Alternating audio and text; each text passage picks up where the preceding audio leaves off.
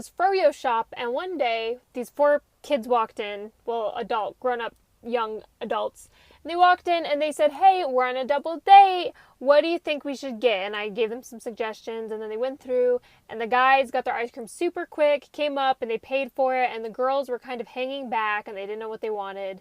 But when they finally decided and came up to pay for their ice cream, one of the boys hopped up and ran over to the register, and he goes, no, wait, I've got it. And the girl who initially pulled out her card looked at him, and she said, babe, our money pulls from the exact same account. It's the same money. And he just looked back at her and said, it just makes me feel like a man, Kendra.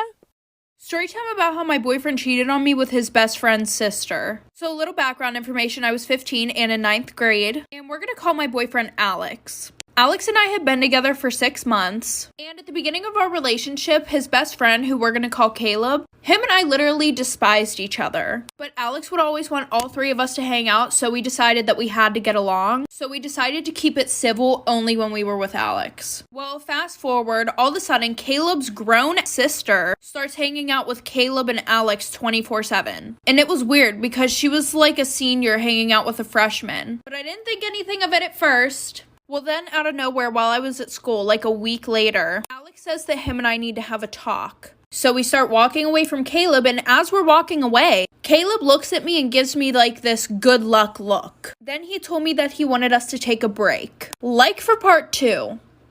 Part 2 about how my boyfriend cheated on me with his best friend's sister. So like I said, he tells me that we need to talk, and then he goes, I think we should take a break. Like, what do you mean take a break? Well, funny thing, throughout this whole break, he was still being touchy with me, still acting like we were in a whole ass relationship. And the whole time I was acting like I was fine, so that way I didn't want him to feel bad for me and felt like he have to get back together with me. And he was acting like nothing happened. Like I said, it was getting to the point where all my friends had started asking if him and I were back together. And I had to be like, no, we're not back together yet. Well, then Friday rolls around, aka 2 weeks later, and he tells me that he misses me. Shocker. So then he said he wanted to get back together. I said yes, obviously, because I still really liked him and I was a dumbass not to see the red flags. Well, now that it was second time around of us being together, I started to notice the first flags that I didn't notice in the beginning of our relationship. Like the one time he went to the mall with his friends and he gave these girls his Snapchat. He wasn't going to tell me about it, but then his friends told me, like for part 3.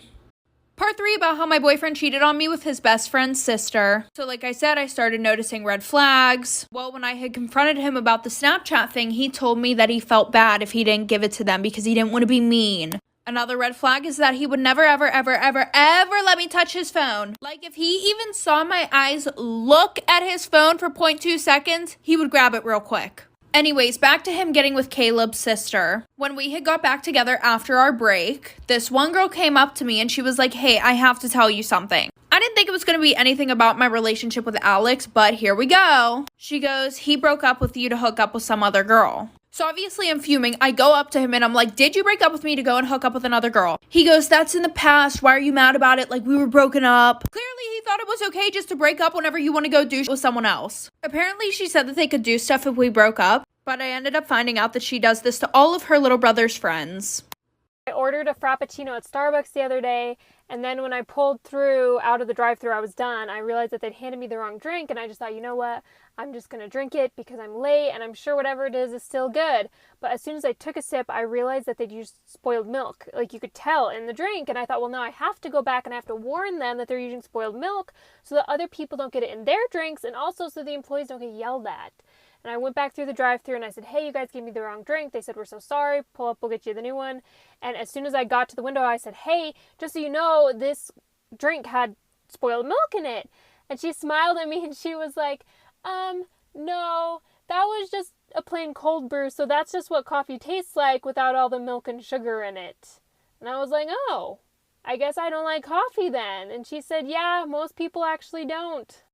Am I wrong for naming my child behind my wife's back? So my wife and I, 27 female and 29 male, recently had a baby, a sweet baby girl, an absolute ball of joy. We started discussing names a few months before she was born, but we just kept getting into arguments because we just couldn't come to an agreement. I'm a traditional man. I like traditional names with a rich history and profound meaning. My wife, on the other hand, wants to name our child something unique, something that literally no one else on the earth will think of. Some of her suggestions include Huhi, Juji, Yaba, and Buza. Buzza? Buza. Buzza.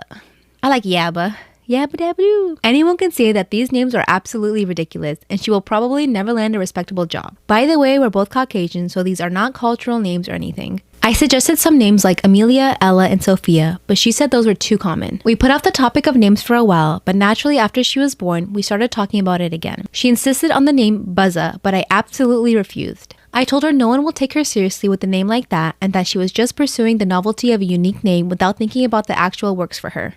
I realized that she was completely set on the name that she chose, and there was no other way I could convince her otherwise. So the next morning, I went by myself to register our daughter's name because I was worried my wife would go and do it first. I chose a really pretty name for her that wasn't too old-fashioned, and I thought my wife would be okay with it. But when I got home and told her, she was furious with me. My dad and my little brother are in town this week, and they took me grocery shopping, which is really nice of them because they didn't have to do that. But I think my dad just wants to make sure that I have enough pancakes and canned goods to survive an apocalypse, because the way things are looking this year, I just might have to do that. But I forgot how strategic my brother and my dad both are, so it was mostly me just following them around the grocery store as they picked up and compared products, how many cents per ounce, convenience factor, what are you really paying for here? Then we went to go check out, and it was on another level of intensity. They were panicking, they were putting stuff up really fast, and they were like, no, Kate, canned goods first, then you do the frozen. Fruit last, Kate, fruit last, come on, put those grapes down right now. It was all a very strategic trip until my dad sent my little brother to go bag the groceries and put them back in the cart, and it was chaos. You could tell he'd never bagged a grocery in his life. He was just throwing all the food in the cart with no bags. I don't know how he thought we were going to transport it.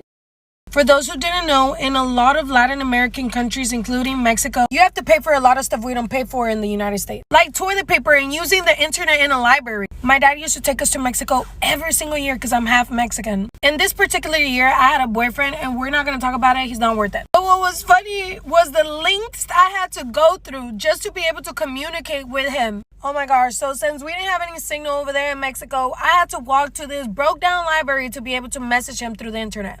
And we would have to pay 50 cents for every 30 minutes we use the computer. And you're like, 50 cents? Oh, 50 cents, that's cheap. No, not when it takes 1 hour for the computer to turn on. It literally took me like 4 hours just to be able to send him a message. For this dude not to respond to me? I literally sat there waiting while I'm paying 50 cents every 30 minutes, and he didn't respond until the next day. Moral of the story, he wasn't worth it, and be grateful for Wi-Fi. Last night, my roommates and I were having a room night movie night, and a friend Paige came over. Paige is awesome. But when she got there, she looked at me and she was like, did you have a TikTok go viral recently? Because I'm pretty sure I saw it. And I was like, I don't have a TikTok account. And she said, really? There's this girl on TikTok who looks just like you. And I was like, girl, that's wild. And all my roommates said, no, really, do you have a TikTok account we want to see? And I said, nope, no TikTok account. And she was like, wow, that's crazy. I didn't save the video, but I got a real kick out of it. And I wanted to say, really, Paige? You got a kick out of it? Because if you really got a kick out of it, you would have smashed that like button, and then it would be saved. And then you would be able to prove to my roommates right now that if I was wearing pants, they would in fact be on fire. But you didn't save it, so you obviously didn't like it that much. But I couldn't, because that would be a confession.